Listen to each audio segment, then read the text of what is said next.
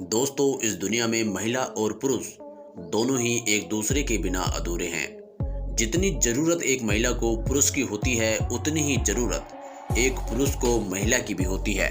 अक्सर कहा जाता है कि महिलाओं को समझना जरा मुश्किल है, लेकिन असलियत में ऐसा बिल्कुल नहीं है। हर एक व्यक्ति के दिमाग में एक सवाल जरूर आता है कि आखिर क्या चाहती हैं महिलाएं। तो दोस्तों, यदि आप भी जानना चाहते हैं इसका उत्तर, तो वीडियो के अंत तक बने रहें।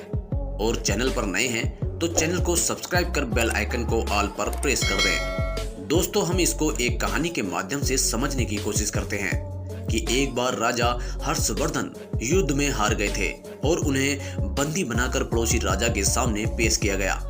जिस राजा ने युद्ध को जीता था वह बहुत ही ज्यादा खुश था। उसका खुशी के मारे कोई ठिकाना नहीं था। इसलिए उस राजा ने हर्षवर्धन के सामने एक प्रस्ताव रखा कि तुम मेरे एक प्रश्न का यदि जवाब दे दोगे तो मैं तुम्हारा जीता हुआ राज्य वापस लौटा दूंगा। लेकिन तुम इसका सही उत्तर नहीं दे पाए तो तुम्हें उम्र कैद के लिए जेल में बंद कर दिया जाएगा। राजा का प्रश्न था कि एक महिला सचमुच में क्या चाहती है। इसके जवाब के लिए तुम्हें 1 महीने का समय भी मिलता है। फिर इसके बाद राजा हर्षवर्धन ने इस प्रस्ताव को स्वीकार कर लिया। उसके बाद राजा हर्षवर्धन जगह जगह जाकर विद्वानों, शादीशुदा महिलाओं, दासियों और रानियों से लेकर वेश्याओं तक ये जानना चाहा कि महिला सचमुच में क्या चाहती है। लेकिन सभी ने जवाब में कहा कि मुझे सोना चांदी चाहिए, जवाहरात चाहिए। किसी ने प्रेम प्यार, किसी ने बेटा पति, पिता, राजपाट आदि बातें कही, जिससे हर्षवर्धन संतुष्ट नहीं हुए। दिनों दिन महीना बीतने को आया और हर्षवर्धन को कोई संतोषजनक जवाब नहीं मिला। फिर किसी ने उन्हें सुझाव दिया कि कहीं दूर एक चुड़ैल रहती है, वही इसका उत्तर बता सकती है। शायद उसके पास इस प्रश्न का भी जवाब हो। हर्षवर्धन अपने दोस्त सिद्धराज के साथ चुड़ैल के पास गए और पूछा कि आखिर महिला क्या चाहती है।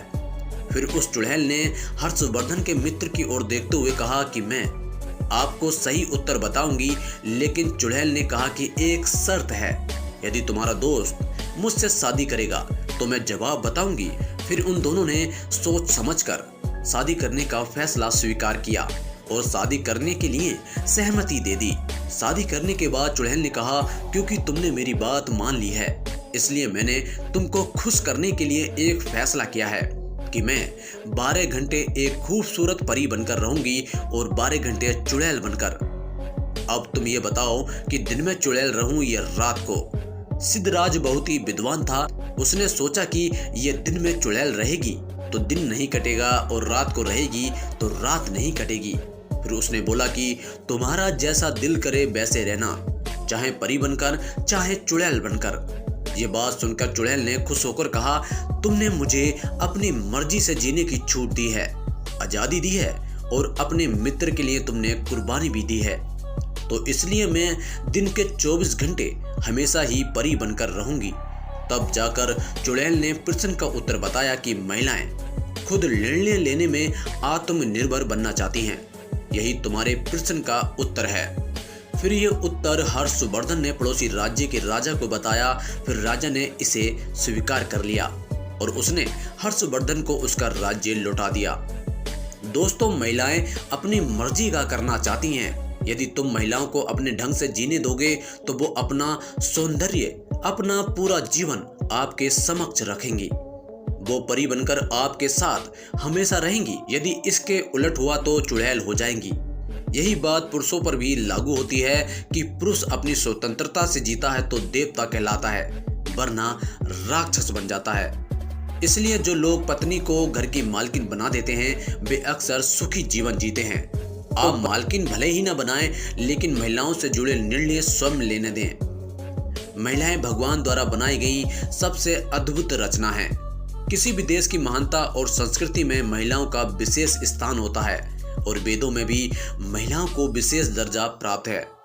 स्वामी विवेकानंद जी कहते हैं कि आदमी को पढ़ाओगे तो एक व्यक्ति शिक्षित होगा, एक स्त्री को पढ़ाओगे तो पूरा परिवार शिक्षित होगा। तो मेरे प्यारे दोस्तों, आप महिलाओं के बारे में कैसी सोच रखते हैं हमें कमेंट बॉक्स में जरूर बताएं। वीडियो अच्छी लगी हो तो वीडियो को एक लाइक जरूर करें। धन्यवाद।